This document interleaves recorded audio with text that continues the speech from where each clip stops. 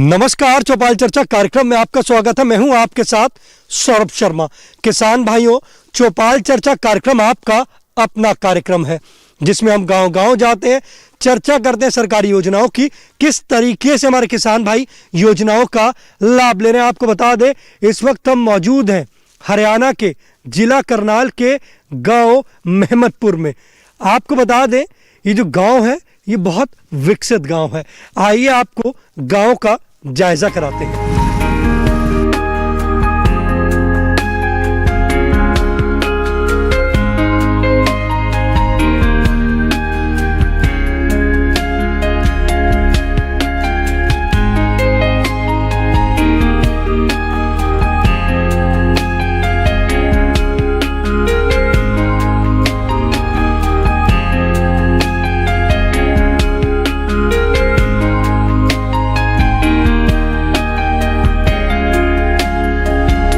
जोरदार तालियों के साथ कार्यक्रम की शुरुआत करते हैं। इस वक्त हम मौजूद हैं गांव मेहमदपुर में, जिसका ब्लॉक और जिला पड़ता है करनाल। आज हम बात करेंगे किसान उत्पादक संगठन के बारे में।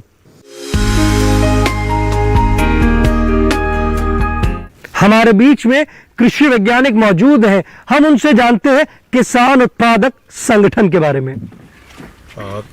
हमारे दर्शकों की जानकारी के लिए मैं बता दूं कि जो एफपीओ है, जो कृषक उत्पादक समूह है, ये एक बहुत अच्छी सोच और शुरुआत है मुझे लगता है कृषि के क्षेत्र में, क्योंकि इसके पीछे परिकल्पना यही थी कि किसानों की जो सेलिंग पावर है, कि जो बार्गेनिंग पावर है मार्केटिंग की, वो कैसी बढ़ाई जाए। और इस परिकल्पना के साथ करीब पिछले 5-7 साल पहले इसकी शुरुआत हुई। शुरू में पहले जो प्लान थी उसमें करीब 2000 एफपीओ बनाए गए और उसके बाद ये 10,000 एफपीओ का टारगेट भारतीय सरकार ने लिया है और मुझे लगता है ऑलमोस्ट ये टारगेट पूरा होने वाला है। और इसकी जो परिकल्पना थी वो ये थी कि कोई भी 10 किसान एक साथ संगठित हों और उसके बाद एक रजिस्टर्ड सोसाइटी एफपीओ के रूप में रजिस्टर करें। जो प्लेन का एरिया है, जो मैदानी क्षेत्र है, वहाँ पे करीब 300 मेंबर होने चाहिए और जो पर्वतीय क्षेत्र हैं वहाँ पे करीब 100 मेंबर होने चाहिए। और वो सारे इसके शेयर होल्डर होंगे, इसमें कुछ बोर्ड ऑफ डायरेक्टर्स होंगे, इसमें एक सीईओ भी हो सकता है। और इसमें जो संस्था है मुख्य रूप से वो नाबार्ड है जो इसको बनवाती है, या एसएफएसी है जो बनवाती है। तो इस तरीके से किसानों के जो संगठन की बात हम कर रहे हैं, उसका मुख्य उद्देश्य ये था कि हर किसान के पास छोटी जोत होती है, पैदावार की भी एक छोटी सी साइज होती है, तो निश्चित तौर पे 10-5 क्विंटल लेकर के अगर वो कहीं भी जाता है तो लोग उसकी बार्गेनिंग पावर देखते नहीं हैं और वो ज़रूरतमंद है वो बेच लेता है। लेकिन जब 100 किसान संगठित हो जाएंगे, ये गांव के सारे किसान संगठित हो जाएंगे, तो निश्चित तौर पे उनकी बार्गेनिंग पावर इसलिए बढ़ जाएगी क्योंकि उनके पास सामान जो होगा वो बल्क में होगा, वो दूर दूर तक बेच सकते हैं, दूर दूर तक ट्रांसपोर्ट करा सकते हैं। इसी परिकल्पना के साथ कि किसानों का सशक्तिकरण कैसे हो अपने उत्पाद बेचने में, इसके लिए भारत सरकार की एक बड़ी अच्छी शुरुआत है और इसमें बहुत सारी योजनाएं हैं। मुझे लगता है नाबार्ड इसमें बहुत 3 साल तक तो सस्टेन करने के लिए आपको बहुत सारे पैसे भी देता है और बोर्ड ऑफ डायरेक्टर्स को दूसरे एफपीओ में या राज्य के दूसरे हिस्सों में या देश के दूसरे हिस्सों में जाने के लिए यहाँ तक कि एयर टिकट भी मुहैया कराता है। तो मुझे लगता है कि जो किसान इस प्रोग्राम को देख रहे हैं, आप एफपीओ के माध्यम से जुड़िए और आप अपनी जो विक्रय की क्षमता है उसको बढ़ाइए। देखिए कितनी अच्छी जानकारी दी हमारे विशेषज्ञ ने, आपको बताया किसान उत्पादक संगठन और उसके फायदे। तो आप भी किसान उत्पादक संगठन से जुड़े और लाभ लें। हमारे बीच में और भी किसान भाई मौजूद हैं, आइए जानते हैं। जी आप बताएं, किसान उत्पादक संगठन की आज चर्चा कर रहे हैं, आपने किसान उत्पादक संगठन बनाया है? हाँ सर, बनाया। बताइए किस प्रकार से बनाया है? ये सर हमें हॉर्टिकल्चर डिपार्टमेंट के करनाल की तरफ से पता लगा था भाई सरकार की ये स्कीम है, तो हम पहले से ही मतलब जैसे यंग फार्मर थे तो हमने अपना ग्रुप इकट्ठा किया और हमने एक अपना एफपीओ रजिस्टर्ड करवाया सर। जो किसान उत्पादक संगठन बनाया, आपको इसकी जानकारी कहाँ से मिली कि किसान उत्पादक संगठन बनता है? ये इसकी जानकारी हमें हॉर्टिकल्चर डिपार्टमेंट करनाल से मिली सर। इनका आप किसान उत्पादक संगठन में क्या कर रहे हैं? हम जैसे सब्जियों का उत्पादन करते हैं, मतलब अलग अलग जैसे किसान है हमारे, तो अलग अलग सब्जियों का उत्पादन करते हैं, जिसमें गोभी, खीरा, ये मतलब ऐसी सब्जियों का उत्पादन करते हैं और उनको इकट्ठा बेचते हैं। आप किसान उत्पादक संगठन में आपकी क्या भूमिका है? सर मैं एक किसान होने के मतलब जैसे हमने बनाया था वो, तो उसमें बोर्ड ऑफ डायरेक्टर में हूँ मैं, जो हमारा एफपीओ है। कितने किसानों से आपने संगठन शुरू किया? ये सर हमने लगभग 300 फार्मर से किया था और हमारा ग्रुप और भी बढ़ता जा रहा है, जैसे हमारे साथ किसान जुड़ते जा रहे हैं। आगे इसको कहाँ ले जाने की, मतलब आगे कैसे लेके जाने की तैयारी कर रहे हैं आप? अब जैसे सर हमारा ज़्यादातर मान लो गार्लिक का एरिया है, हम भी गार्लिक काफ़ी लगाते हैं और हम सोच रहे हैं कि भाई हम एक बड़ा स्टोरेज लगाएं ताकि और भी किसानों को फ़ायदा हो सके, क्योंकि स्टोरेज की दिक्कत है हमारे यहाँ।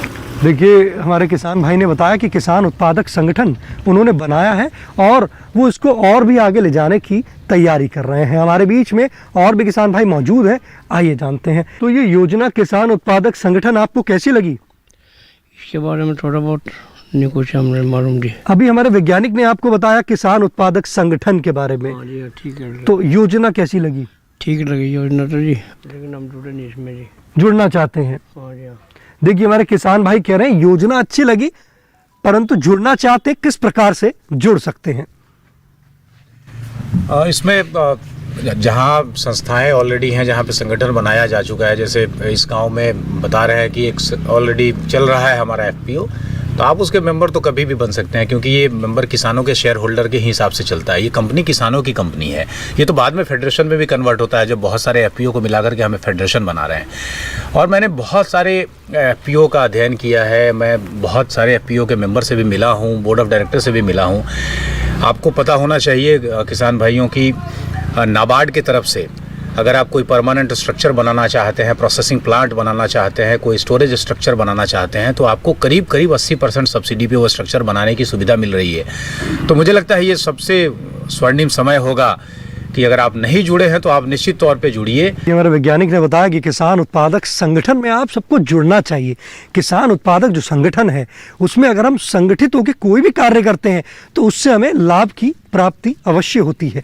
चौपाल चर्चा कार्यक्रम में वक्त हो चुका है एक छोटे से ब्रेक का। ब्रेक के बाद जानेंगे इस योजना से और भी लाभ।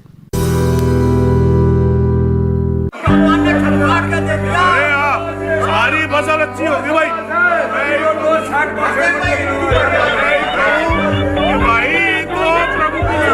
और अब एक जरूरी सूचना, देश के कुछ राज्यों में किसानों द्वारा बड़े पैमाने पर पराली जलाने से आसमान में धुंध छा गई है। लाखों लोगों को सांस लेने में तकलीफ हो रही है।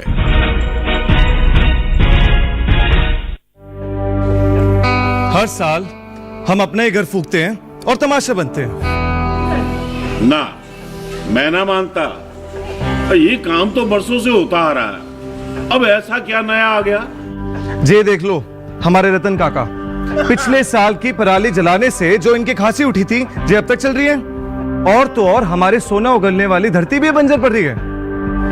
बेटा, तुम्हारी बात मान भी ले, पर एक बात बताओ कि पराली को ठिकाने लगाने में भी तो लागत आती है, और ये आग जलाने से ये काम आसानी से हो जाता है।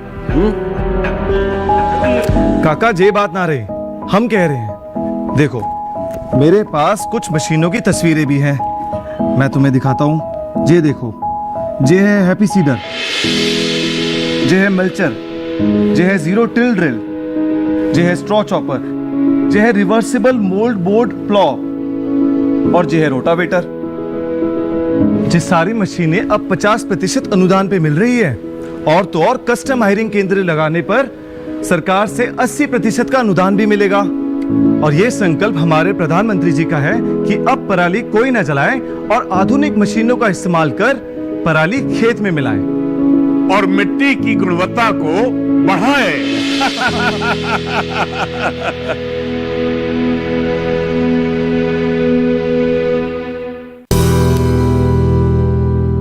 ब्रेक के बाद आपका स्वागत है गांव मेहमदपुर की चौपाल चर्चा में। आज हम बात कर रहे हैं किसान उत्पादक संगठन के बारे में। हमारे बीच में किसान भाई मौजूद हैं, आइए जानते हैं। जी आप बताएं, किसान उत्पादक संगठन की जानकारी है आपको? बिल्कुल सर। बताइए, किसान उत्पादक संगठन क्या है? सर, एक जो हमारा ये किसान उत्पादन संगठन है, यह एक जो भारत सरकार द्वारा एक बहुत ही एक किसानों के हक में एक अच्छा और फैसला है जो जिससे जो है समय समय पर जो हमारे किसानों को इससे बहुत अधिक लाभ होगा। जैसे हमारे पास जैसे हमारे डॉक्टर साहब ने अभी बताया कि एक किसान के पास यदि थोड़ी मात्रा में कोई भी फसल है तो उसको बेच नहीं पाता था, और जैसे ही हमारा जो ये किसान उत्पादन संगठन है इसमें यदि हम संगठित होकर के कार्य करेंगे उससे जो है वो हमारी फसल जो है वो बल्क में होगी और उसके हमें भविष्य में जो है अच्छे दाम प्राप्त होंगे। किसान उत्पादक संगठन जो आपके गांव में चल रहा है उससे आप जुड़े हैं? बिल्कुल सर।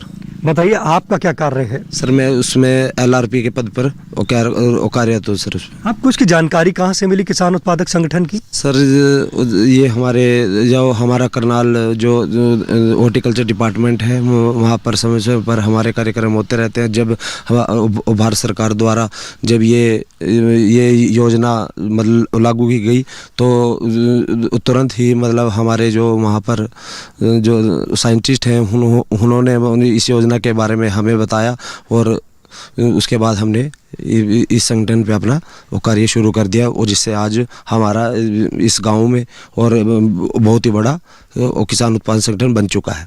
कितना बदलाव महसूस कर रहे हैं आप किसान उत्पादक संगठन बनाने के बाद? सर अभी 2018-19 से हमने ये किसान उत्पादन संगठन बनाया है तो इसका अभी तो यही सोच सकते हैं कि हमें अभी तो ये भविष्य के लिए बनाया है तो हम उम्मीद करते हैं कि आने वाले भविष्य में हमें इसका अधिक से अधिक लाभ होगा।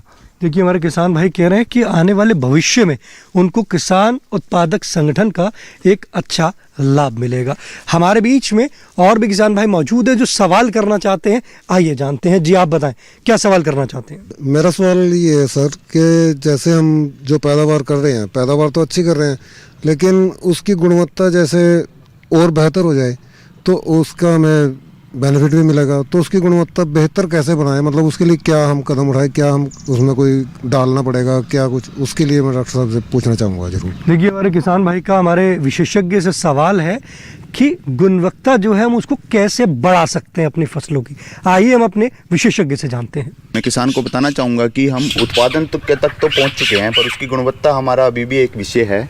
तो उसके लिए मैं किसान भाइयों को बताना चाहूँगा कि जब भी हम अपना फसल की जैसे तैयारी करते हैं या करते हैं, जो एक सोइल हेल्थ कार्ड तो है ही है, साथ के साथ एक हमें फसल चक्र जरूर अपनाना है। जो फसल हमने पिछले साल या 6 महीने पहले लगाई है उस खेत में वो फसल हमें दोबारा नहीं लगानी है, क्योंकि बहुत सारे मिट्टी जनित रोग और बीज जनित रोग जिनके जो जीवाणु या बीजाणु होते हैं वो मिट्टी में रह जाते हैं और वो कई सालों तक जीवित रहते हैं। तो हमें अपने अगर हम फसल चक्र अपनाएंगे तो जो जीवाणु है उसको जो क्रॉप है या फसल है वो नहीं मिल पाएगी और वो मिट्टी में ही ख़त्म हो जाएगा। साथ के साथ मैं कहना चाहूँगा कि जो हमारा जो गुणवत्ता है उसको हम हमारे जो जैविक या फफूंदनाशक या कीटनाशक है उसका अगर हम ज़्यादा इस्तेमाल करेंगे उससे हमारी उत्पादन की मांग ज़्यादा होगी, जिससे जो मतलब जो गेनर है वो उसको भी ज़्यादा प्रॉफिट होगा, उसका भी अच्छा मतलब उत्पादन मिलेगा और हमारी फसल के भी अच्छे हमें दाम मिलेंगे। देखिए कितनी अच्छी जानकारी दी हमारे विशेषज्ञ ने, आपको बताया कि किस तरीके से आप गुणवत्ता बढ़ा सकते हैं अपने फसलों में। हमारे बीच में और भी किसान भाई मौजूद हैं, आइए जानते हैं। जी आप बताएं, किसान उत्पादक संगठन की आज चर्चा कर रहे हैं, जानकारी है बताएं। देखिए जो किसान है ये उत्पादक समूह जो अपना है इसमें अभी हॉर्टिकल्चर डिपार्टमेंट की तरफ से जो पिछले अगस्त के महीने में टूर गया था तो हम उसमें गए थे नासिक के अंदर। नासिक में हमें वहाँ देखा जो सब फार्मर सब ने संगठन बना रखा और अपना जो अंगूर पैदा होता है वहाँ एक्सपोर्ट करते हैं। एक्सपोर्ट करने के लिए उन्होंने बताया कि हमें जो क्वालिटी का है क्वालिटी का बहुत अच्छा ध्यान देते हैं और इसके लिए भाई हमें एक समूह बनाकर तभी हम ये सब कार्य कर सकते हैं। ये योजना कैसी लगी आपको? योजना तो बहुत अच्छी है, सरकार ने इस पर बहुत अच्छा ध्यान दिया है और अभी यहाँ पर देखते हैं जैसे भी इसको समूह बना के चला रहे हैं। जी आप बैठ सकते हैं। देखिए हमारे किसान भाई ने कहा है योजना जो है लाभकारी है। हमारे बीच में और भी किसान भाई मौजूद हैं, आइए जानते हैं। जी आप बताएं, किसान उत्पादक संगठन की आज चर्चा कर रहे हैं, जानकारी है किसान उत्पादक संगठन क्या है? सर इसकी मुझे जानकारी नहीं है। मेरा सर वैज्ञानिक से एक आया क्वेश्चन भी जैसे जैसे बारिश होती रही और 15 दिन के बाद टॉप बोर्ड गन्ने के अंदर पोका बोइंग आती रही, जिस तरह हम उसको स्प्रे करते रहे वो जाती रही फिर आती रही। अब जो है गन्ने के अंदर टॉप बोर्ड दोबारा जो बारिश थी लास्ट और पोका बोइंग और माइट तीनों बीमारी आ चुकी हैं, और एक बीमारी और जो जड़ से चालू होती है, गोला जिसमें पीला पड़ जाता है, वो बीमारी भी आ चुकी है। हम इसके बारे में जानकारी लेना चाहते हैं वैज्ञानिक से। देखिए, हमारे किसान भाई का हमारे विशेषज्ञ से सवाल है कि उनकी जो गन्ने की फसल है उसमें टॉप बोर और पोका बोइन और माइट जो है वो आ चुका है, तो उसका किस तरीके से उनको उसका निदान मिलेगा? हाँ जी सौरभ जी, मैं अपने किसान भाइयों को ये बताना चाहूँगा कि जो जैसे उन्होंने समस्या बताई अपनी टॉप बोरर या पोका बोर जो, और मैंने जैसे पहले भी बताया कि जो फसल चक्कर है वो ज़रूरी है इसमें। जैसे मैंने बताया, जो कीट के भी है बहुत सारे ऐसे होते हैं कि जो हमारी जो मिट्टी में वो जीवित रहते हैं, तो हमें फसल चक्र अपनाना और एक जो बीज उपचार है वो ज़रूर करना है। जब भी हम अपनी नई फसल की या गन्ने की या कोई भी फसल हो, उसको अगर हम उसकी बुआई कर रहे हैं तो उससे पहले उसका या तो हम फफूंदनाशक या कीटनाशक या कोई और उससे या जो हार्मोन होते हैं उनसे ज़रूर उसको उपचारित करें, जिससे जो क्या होगा, जो मिट्टी में जो हमारे जीवाणु या बीजाणु जो कीट या हमारे जो फफूंद के पड़े रहते हैं वो उससे हमारे जो बीज पे नहीं लग पाएंगे और उसको मतलब इन्फेस्टेशन नहीं कर पाएंगे, जिससे हम बीमारी को रोक सकते हैं। और एक चीज़ और बताना चाहूँगा, जैसे अभी किसान भाई बता रहे थे टॉप बोरर की उसकी 2-3 स्टेजेस होती हैं, जैसे एग होता है, नींप होता है और एडल्ट होता है। तो हमें ये ध्यान रखना है कि हमारी जो शुरुआती स्टेज है जो हमारी फसल की, उसमें ही हमें उसका उपचार करना है। या अगर हम कीटनाशक या कोई भी जैविक उत्पाद हम अगर यूज़ कर रहे हैं तो हमें उसको आने से पहले ही उसको उपचारित करना पड़ेगा या देखना पड़ेगा कि कितना इन्फेस्टेशन या कितना उसका प्रकोप हो चुका है। तो हमें ये चीज़ ध्यान रखना पड़ेगा, जिससे हम अपने जो उसका जो वो है उसको हम रोक सकते हैं, उसका जो इन्फेस्टेशन है उसको रोक सकते हैं। देखिए, कितनी अच्छी जानकारी दी हमारे विशेषज्ञ ने चौपाल चर्चा कार्यक्रम में। वक्त हो चुका है एक और छोटे से ब्रेक का। ब्रेक के बाद जानेंगे इस योजना से और भी लाभ। कोरोना वायरस के खतरे से बचते हुए फसल की कटाई, बिक्री, खरीद, नई फसल की जुताई और बुआई सुरक्षित हो सकती है अगर हम लगातार हाथों को साबुन और साफ पानी से नियमित अंतराल पर धोते रहें। नाक, मुंह को मास्क, गमछे या कपड़े से ढक कर रखें। आंख, कान, नाक, मुंह न छुएं। आपस में 2 गज की दूरी बनाए रखें। मास्क और 2 गज की दूरी के मंत्र को अभी हमें छोड़ना नहीं है। फसलों की बुवाई एवं कटाई करते समय आपस में कम से कम 2 गज की दूरी बनाए रखें। फसल की कटाई करने के बाद छोटे छोटे ढेरों में इकट्ठा करें। कृषि के औजारों की समय समय पर सफाई करें। एक दूसरे के साथ औजारों की अदला बदली न करें। श्रमिकों के शौचालयों और हाथ धोने की जगह की ठीक से सफाई जरूरी है। बुआई, कटाई एवं मड़ाई के दौरान इस बात का ध्यान रखें कि इन स्थानों के आसपास कोई थूके नहीं। कंबाइन, हार्वेस्टर, थ्रेशर, जुताई और बुआई की मशीनों को इस्तेमाल से पहले साफ करें। मशीनों के इस्तेमाल से पहले और इस्तेमाल के बाद हाथ साबुन से साफ करें। वाहनों, बोरियों, थैलियों और पैकिंग के दूसरे सामान की साफ सफाई पर भी खास ध्यान दें। खरीद केंद्र पर आने से पहले किसानों एवं श्रमिकों की जांच। खरीद केंद्रों पर भीड़ न लगाएं एवं किसानों को बारी बारी से बुलाएं। गोदामों पर खरीदी हुई फसल को लेने में शीघ्रता करें ताकि किसानों एवं श्रमिकों को रुकना ना पड़े। कोरोना के खतरे से बचाव और अधिक जानकारी के लिए आरोग्य सेतु ऐप डाउनलोड करें। देश में खाद्य सुरक्षा के ये सिपाही भोजन की निरंतर उपलब्धता को सुनिश्चित करते हैं। किसान स्वस्थ रहें तभी हम कोरोना वायरस से जीत पाएंगे, आगे बढ़ पाएंगे। किसान सबल, देश प्रबल। ब्रेक के बाद आपका स्वागत है कार्यक्रम चौपाल चर्चा में। आज हम बात कर रहे हैं किसान उत्पादक संगठन के बारे में। हमारे बीच में वैज्ञानिक मौजूद हैं, हम उनसे जानते हैं जो 2022 तक किसानों की आय दुगनी का जो प्रयास चल रहा है, किसान उत्पादक संगठन से हम किस तरीके से आमदनी दुगनी कर सकते हैं। आप सबको जानकर आश्चर्य होगा कि एक सर्वे है जिसमें ये बताया गया है कि जो उपभोक्ता का 1 रुपया है उसमें जो किसान का शेयर है अपने उत्पाद का वो 17 से लेकर 37 पैसे का है। अलग अलग उत्पादों की अगर बात कर लें तो सारी जो लड़ाई है वो लड़ाई कहाँ से शुरू होती है कि कैसे इसको बढ़ाया जाए। 83 पैसा बीज का आदमी खाता है, और निश्चित तौर पे जो कृषि उत्पादक समूह है वो इसमें बहुत बड़ा रोल प्ले कर सकता है, क्योंकि हम इसको मार्केटिंग राइट देने जा रहे हैं किसानों को, एक तरह से उनको सशक्त कर रहे हैं मार्केटिंग के लिए। 2-3 बातें मैं बहुत साफ शब्दों में बताना चाहूँगा जिससे आपकी आमदनी बहुत आसानी से बढ़ सकती है। एक तो होता है कि ग्रेडिंग की बात आती है, पहला, जिसको मूल्य संवर्धन में हम आगे बात करते हैं। पोस्ट हार्वेस्ट जो बात होती है, किसान को हमने शुरू से यही सिखाया कि भाई कैसे पैदा करना है, कैसे पैदा करना है। अब समय आ गया है कि कैसे उसके बाद उसका प्रबंधन करना है। तो निश्चित तौर पे पहली बात आती है ग्रेडिंग की, और प्राइमरी और सेकेंडरी प्रोसेसिंग की बात आती है। मुझे लगता है कि किसान प्रोसेसिंग में ज़्यादा ना इन्वॉल्व हो, अगर, क्योंकि उसमें कैपिटल इन्वेस्टमेंट बहुत ज़्यादा है जब आप प्रोसेसिंग में जाते हैं। लेकिन अगर आप सिर्फ ग्रेडिंग कर सकते हैं कि आपका जो भी उत्पाद आता है, गोभी है, मटर है, टमाटर है, भिंडी है, कुछ भी है, आप साइज के हिसाब से अगर सॉर्टिंग करके ग्रेडिंग कर लेते हैं तो 25% आपका वैल्यू एडिशन वहीं हो जाता है, आपका मार्केट प्राइस उतना मिल जाता है आपको। उसके बाद आता है प्राइमरी प्रोसेसिंग की बात आती है, जिसमें आप थोड़ा सा कोई चीज़ है जिसमें गेहूं का आटा बनता है, तो हल्की चीज़ें, बहुत बड़ी बड़ी चीज़ें आप नहीं करते हैं। कोई दलिया बना लेता है, कोई सूजी बना लेता है, कोई अपने लेवल पे कुछ भी छोटा मोटा उसमें परिवर्तन कर सकता है। अगर वही कर लेता है तो बहुत बड़ी बात है। एक कमाई का जरिया हो सकता है कि जब आपका फार्मर प्रोड्यूसर ऑर्गेनाइजेशन है, उसको कैसे आप फार्मर प्रोड्यूसर कंपनी बनाएंगे।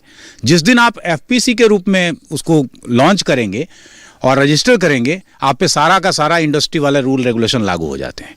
लेकिन मेरा ये मानना है कि जैसे जैसे यूनिट छोटा होता है, जब किसान का वही जो प्रोड्यूस है, अगर ट्रैक्टर ट्रॉली में है तो कोई वैल्यू नहीं है, बोरी में है तो थोड़ा सा वैल्यू बढ़ गया, और जैसे उससे छोटा यूनिट आया, पैकेट्स में आया, तो उसका वैल्यू और बढ़ जाता है।